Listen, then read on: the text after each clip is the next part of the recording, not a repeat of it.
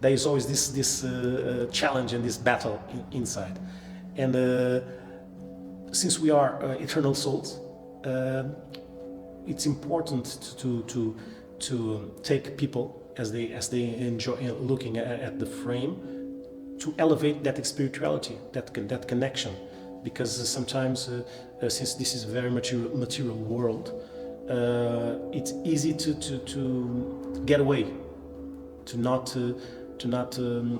recognize yourself, what you are, to make those questions, because of course we know that nowadays everything it's very everybody's running everywhere, so and people don't have time to ask questions, and so they sometimes even when they try to know ask questions, they don't have the time for that, and then they say, well, I don't have time for that, it is nonsense. But the art in the work that I do, it's instead of doing something else that to relax the mind, but I think it's time now to even people are tired and arriving home, to look at something more strong, more directly, to say, no, I have to ask my question, who I am, what I'm doing here. Even sometimes when the daily basis, sometimes you have like how can I say it, tiny connections with something else, like messages, like it is a leaf, or it is a coin, or something else, or a strange person that passes through you and asks you a question, or makes you challenge something that you're not expecting. To even if you don't have this connect, if you don't like, you pass it through and you don't care, but then to do something that the people arrive at home and look at that and then remember it, maybe can improve the person himself. I believe in the science of reincarnation. I think we are particles of our spirits, particles of God, or I prefer to call cosmos. I think it's the new world for the 21st century, so it can be more easy to accept. And I have this I try to work during the day, but it is impossible to me. So during the night, it is something that night relaxes me, and I don't go with the idea what I'm doing. So I like to hear deep musics, grunge music specifically, that takes me with those type of lyrics, the poetry, very deep, that people can say takes you down, but in the end it's not take you down, it's something that talks more inside.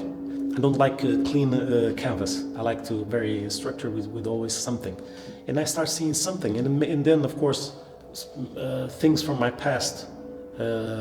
Those things that in life that you pass, even when you are growing up, there's tiny humiliations, or people that were angry with you and you were innocent in something, and then they blamed you. And so there is that part that I wanna, in a way, I wanna heal. But in the end, it's a heal process, of course. It's always a heal process. And since I was a kid, my family are from the Algarve, and they went to Angola. And then I was born there was a revolution in '74. I was born in '75. My family stayed there, but it was impossible to stay. And I have this brave woman that was my grandmother, which I call mother. My father had a tiny relationship, like a very. And I was born, and my father was very. Okay, what is my grandmother knew it. So my mother, my biological mother, tried to find him, and then they found where he was living. I was very ill.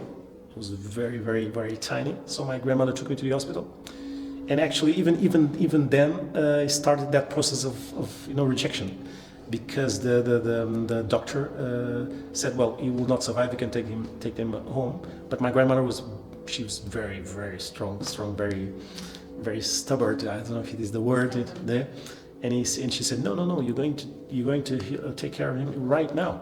So she started yelling there, and they picked up me, and they did something that I started open my eyes, and then so even then I was full. Death was near. That dark part was near me. And so I think this process, of course, as I said, it came out very late. This when I started painting, but the healing process started because I think it was important. I think it's important even for people that don't paint. It is important for us to remember people pass it through I think everybody, we all have this all of us, but I think it was important to and sometimes I'm sitting there and I visualize that child that I was, and so I start to, even not painting but just throwing things to the canvas on that confusion. The heal process starts to appear, although there are parts on my canvas that are not totally, because there is always this divine, the connection with the divine. In the end, it is the questions. Why do I suffer? Why do I have to pass through this? But I found out that it's not suffering. It's the next step. Because if you are always okay, so you don't live. I mean, you don't live. And people, when people say, "Are you okay?" I always say it. No, I'm not okay, but I never felt better now. Because we have to talk with you. We have to talk with that dark side, because we were created like too uplifting. So we were created numb, numb with knowing nothing, like in the caves. So we have to grow. And that's that you have to have the spiritual connection, because I think that's the main thing. It's the almost spiritual man, because we were the caveman, and now I think this step from the 21st century, it is a spiritual man, and that process, it doesn't have to do with pain. It has to do, can be building cars or whatever, but always for that process, to know that the bad things in life are not bad. It's the next step. It's like you are a seed. In the end, you are a seed. Even if you are down the hole, you are buried. But that means that you are a seed now. You're not like a body throw it on the ground and buried. No, you are a seed. You always are a seed. Of course, the passage here on life on Earth can be tiny, but we have more possibilities, to come in here. We are always improving.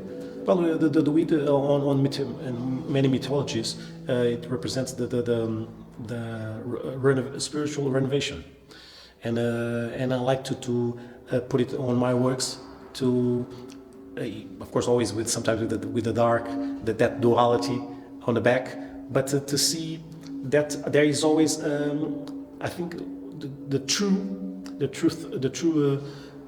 uplifting spirituality. It is when you see we see the weed in some cases, like on a sunset, that hope, and you can see that the weed represents even on the world.